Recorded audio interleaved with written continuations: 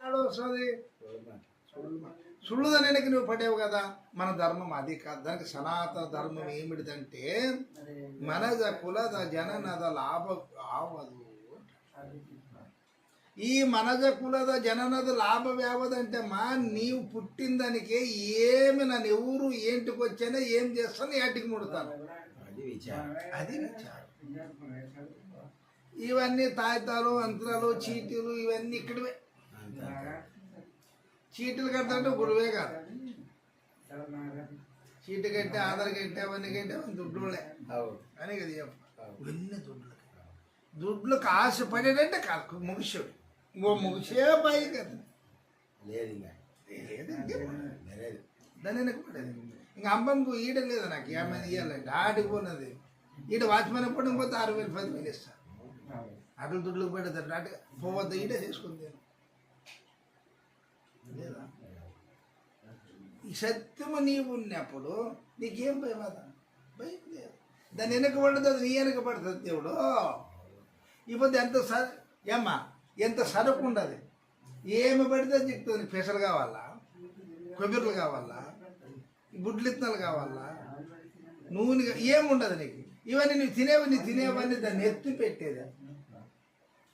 పెట్టేదని లేదమ్మా.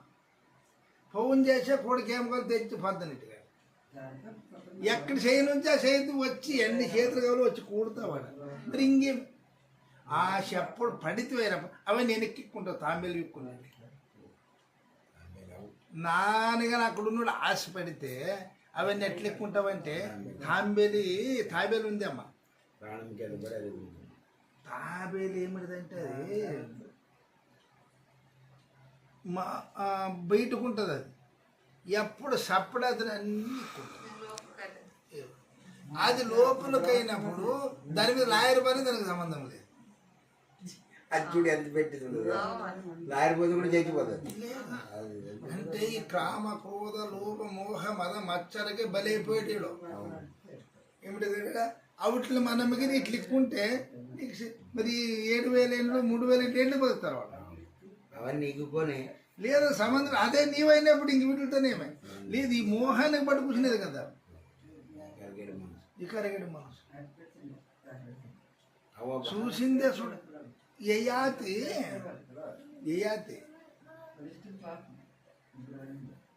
95 ఏళ్ళు ఉంటావి. 3 పెండ్లను అనుభవిస్తాడు అతనే.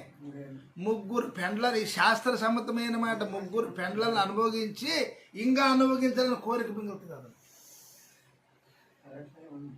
ఇంకా 3 పెండ్లను రాజులు కదా, ఎంత పెండ్లను అనుభవించి ఇంకా అయిపోయేదా, ఇంకా నాకు ఇంకా కావాలంటది కోరిక. అప్పుడు 3 కొడుకులు ఉంటే అది ఒకటి ఉండదు అతను శాస్త్రం.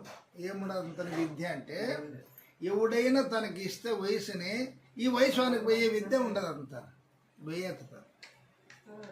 ఒక కొడుకునాడు, ఈ పెద్ద కొడుకునది తమ్మ నాకు ఇంకా ఆశ ఉండదు నా ముసుగుతోనే మీరు నేడిపోతారు. పోయి నేడిపడా చూడరా రమ్మంత నాకు ఇంకా ఆశ ఉండదు ఇంకా భోగం మీద. దీన్ని ముసుగు నీకు తీసుకుని ఊకే పడిండి అది నన్ను మరీ చేసుకుంటుంది. వాళ్ళప్ప నానే ఎవడు తీసుకుంటాడు. ఎవడని తీసుకోమంటే ఎవడని తీసుకున్నారు అయిపోయింది. సన్నోడనే ఎప్ప నన్ను తీసుకుంటానే తీసుకుంటాను నీ సుఖమని తీసుకునే. అప్పుడు మరి 85 ఏళ్ళు అనుభవించా ఇంకా తీరలేదు. శాస్త్రం చెప్తుంది నారాజ ఈ ప్రపంచంలో ఉండేదాన్ని ఒకపారి తెచ్చిపెట్టినా అంత తిన్నగా కావాలంటది. ఇదైపోయి అదైపోయి ఇదే పని ఇది లోపల అట్లా కోరికది. ఏం చెప్తుందంటే శాస్త్రము శబ్ద స్వరిశ రూప రస గంధ ఇది బాగా ఇది పంచతత్వం. ఇవి 25 తత్వములు ఒక 5 ఇవి. ఇది తత్వ విచారం నీకు చెప్పలేని ఇప్పుడు చెప్తున్నాను చూడు. పంచభూతములు ఇవి. పంచభూతములు ఒక్కొక్క దానికి ఒక్కొక్కటి 5 25 భూతములైనవి ఇవి. భూమి, నీరు, అప్పు, తేజ, వాయు ఎన్న 5 అంటే భూమి ఒకటి, నీళ్ళు ఒకటి, అగ్గి ఒకటి, గాలి ఒకటి, ఆకాశం. ప్రకృతి, అప్పు, తేజ, వాయు, ఆకాశం అని 5. ఈ 5లన శబ్ద, స్వరిష, రూప, రస, గంధ. ఎన్నివి? ఇవి. ఇట్లా ఇవి 25 ఉండవు. ఈ 5 దీన్ని 5 మీకు విభజించి చెప్తాను. ఈ 5 శబ్ద, స్వరిష, రూప, రస, గంధములు ఏమిటిది అనేది దాన్ని నేను పలుకొడుతున్నాను. శబ్దము అనేది ఏమిటిది అంటే శబ్దార్థం, శబ్దముకి తీసుకోండి. అది ఆ యొక్క జిముకకి శబ్దం, చెవులకి ఏదైనా శబ్దం పడినా సంగీతం పడినా ఉంటుందంట చెవులతో. అది దాన్ని కనుక్కొని ఏదో ఒక సంగీతం ఊదుకంటే దానికి వలేసా పట్టుకునిసా ఏమిటిని జిముక. అదొక్కటే దానికి అలవాటు. అది లేకుండా శక్తి ఉండదు దానికి. ఈయనకి ఉండదు.